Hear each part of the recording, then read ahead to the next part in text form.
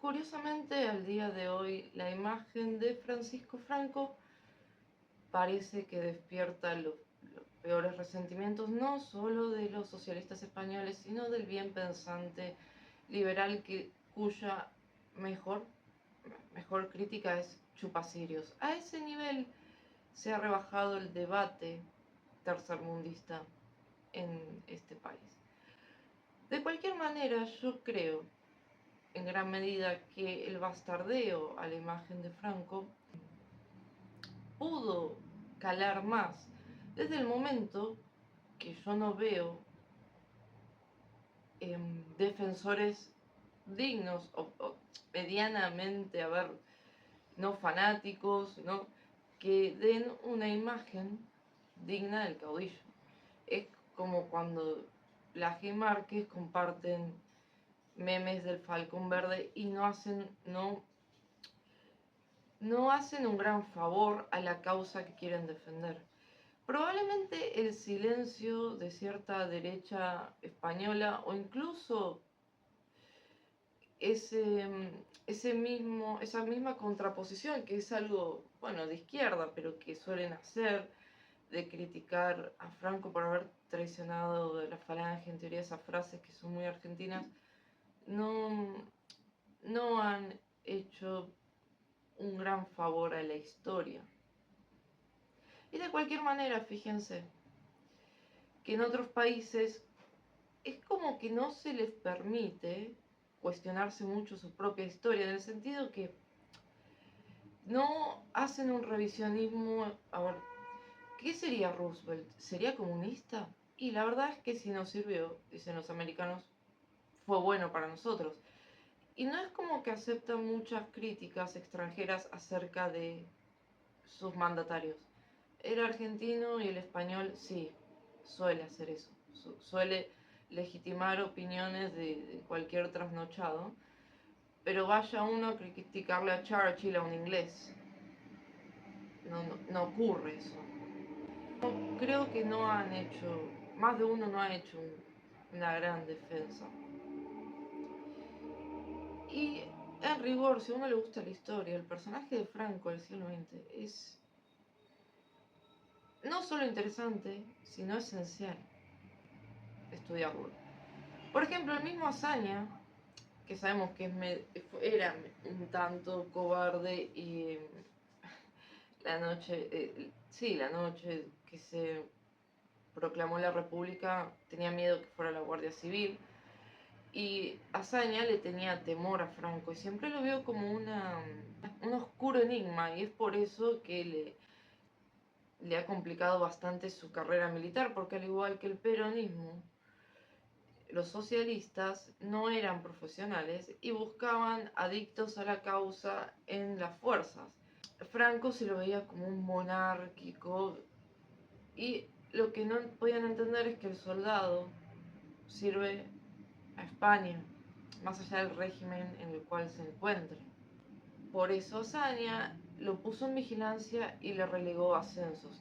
A no olvidar que también clausuró la Academia Militar de Zaragoza. Franco lo acató. El discurso de despedida fue un cantar a la disciplina, pero evidentemente lo indignó. Cierto es que Franco no le temía a la República, para nada, sino a la revolución. Y tenía razón en que así fuera, porque lo que hay que plantear es que nadie en ese momento estaba defendiendo la democracia. Dejó de importar, pasó a segundo plano. El régimen de Franco, más allá de los estadios que hablamos en anteriores videos, puede ser difícil de catalogar para más de uno. Porque es cierto que no reconoce el Estado de Israel y tenía una retórica antijudía, supongamos, pero en los hechos él salvó más judíos de lo que creen de Hitler. También la oposición tardía antifranquista te van a decir que era antiobrero, cuando la justicia social propiamente dicha y la legislación obrera que se implementó durante el gobierno de Franco fue la mejor que conocieron los obreros en España. También te van a decir que no había libertad. Bueno, la clave está en comprender primero la situación histórica, la situación de España, y que no todas las dictaduras son iguales. No todas las dictaduras son iguales. Los regímenes autoritarios mantienen una jerarquía, no buscan la nivelación, porque eso es típico del totalitarismo, nivelar todo a una... La cuestión está en la igualdad, y también los regímenes autoritarios, manteniendo esta jerarquía de orden, porque vienen de épocas de anarquía, lo que hacen es limitar la vida política, las libertades políticas, digamos. Es una especie de borrar ideología, pero no intervienen en las libertades individuales, ni en la propiedad privada, ni en cualquier área privada del individuo. En las universidades había comunistas, y la misma existencia de fotocopiadoras era algo revolucionario para los que vivían en la Unión Soviética. No existían las fotocopiadoras, uno no podía divulgar lo que quisiera. Limita las libertades políticas sin extender la vida política a la actividad personal individual. El totalitarismo es todo lo contrario. El totalitarismo es tener de vida política, de ideología, toda la población, que se regula lo que debe uno pensar, decir, que eso es más similar a la memoria histórica que otra cosa, pero bueno, vienen de ahí. Y también hay una concentración de todo, o sea, el Estado interviene, regula todas las actividades. Por eso es que el peronismo fue totalitario. Por ejemplo, en la cuestión de empleo. Uno, si no estaba afiliado a cierto sindicato peronista, no te contrataban. La verdad es que eso ocurría en Rusia. En España, uno no era despedido por ser disidente. Y esto pasaba también en menor medida en la Alemania de Hitler, que era más totalitario.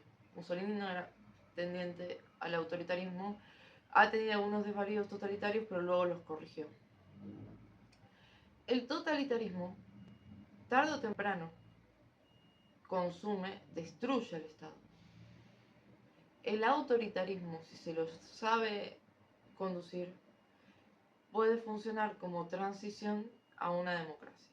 Esto se puede ver claramente en las transiciones de los países socialistas, que todos implosionaron, y la transición del gobierno de Franco.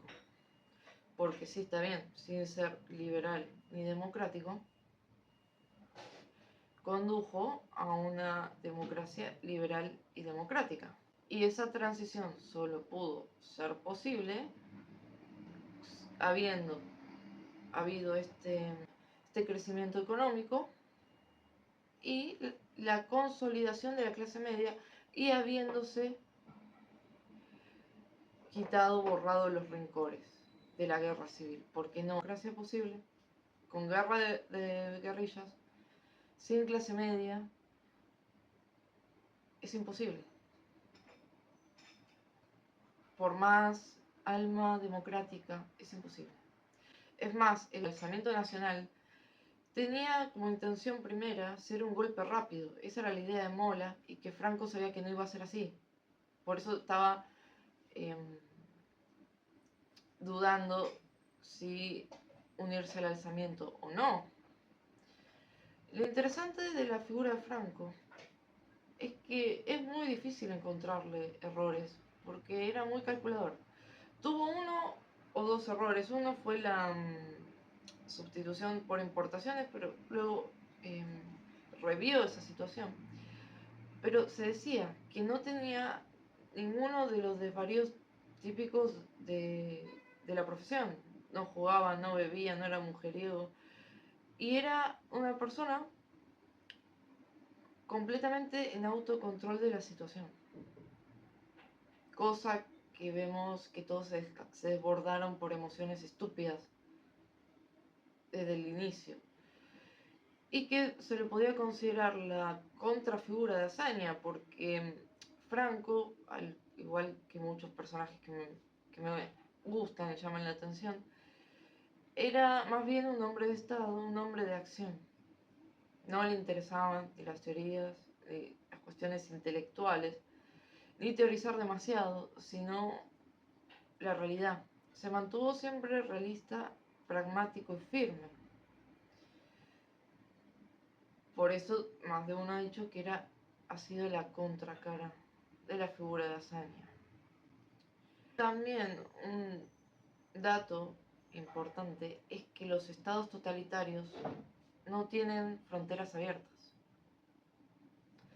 España tuvo cerrada la frontera, pero no por decisión suya, sino que Francia cerró la frontera con España un tiempo, pero todo estado totalitario tiene las fronteras cerradas para que no se escapen de su estado.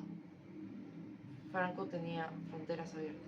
Como les dije anteriormente, Azaña lo tenía a Franco ahí como una sombra enigmática que le temía, que estaba esperando que hiciera algo, una movida de ajedrez. A la vez, sí, es cierto que él en su corazón era monárquico. Cuando le hicieron jurar, entendible, lealtad a la República, más de un monárquico se fue. Y él dijo, no, yo me quedo. Sé que los que nos quedamos la vamos a pasar mal, pero es preferible que nos quedemos y evitar el ingreso de otros que ya conocemos. Así podemos hacer mucho más por España que si nos vamos. Esa es la mentalidad típica, militar. El soldado rinde servicio a la patria, gobierne quien gobierne, y lo que él hizo fue ganar la guerra contra un proceso revolucionario. Guste o no, simpaticen, eso ocurrió.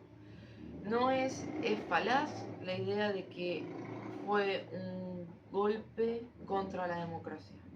Esa es lo primero que se debe desmentir si uno quiere defender a Franco. No existía tal cosa como la democracia. Era un proceso revolucionario, anárquico, con persecución contra la iglesia, porque la iglesia no había sido hostil con la república, con hostigamiento hacia la iglesia, de manera muy sádica, también típico en las revoluciones, y la democracia sinceramente dejó de importar en un momento. Se buscó la restauración del orden y detener el proceso revolucionario desencadenado que nadie había pedido, o sea que España no había pedido, y eso lo ganó Franco. Le pese a quien le pese, y le pese a quien le pese, debieron haber entendido que la transición solo podía haber ocurrido con la figura de Franco. Realmente han hecho de Cuco Franco una imagen común. Y los números no dan. Por ejemplo, la guerra civil americana. ¿Cuántas personas creen que se mataron? ¿Están los americanos dejando que cualquier ignorante les cuestione su guerra civil? La verdad que no. E incluso la primera guerra carlista en España fue muy sangrienta. Para mi manera de ver las cosas, el balance del régimen de Franco es positivo. Por el simple motivo que algo que no sé si notan, pero evitar entrar en la guerra mundial no es menor. No es menor. O cómo quedó Alemania. Amén que fíjense que todo lo que le dijo Franco a Churchill que iba a ocurrir, porque Franco era un viejo zorro y sabía que no iba a durar esa alianza con Stalin, sabía que le iban a pedir ayuda. Franco le avisó a Churchill. Evitó entrar a la Segunda Guerra Mundial. se anticipó negociando con nosotros el tema de los cereales. Cambió alguna política económica. No se olviden que además los estúpidos de el Frente Popular tomaron las reservas de oro españolas y sí, ¿qué creen que pasó con el oro y Stalin? O sea, así delimitados eran, y para colmo reclamaban que las democracias del mundo no los apoyaban. Pero, ¿y por qué debieran apoyarte? O sea, solamente el Frente Popular podía creerse que su objetivo era la libertad, esas cosas.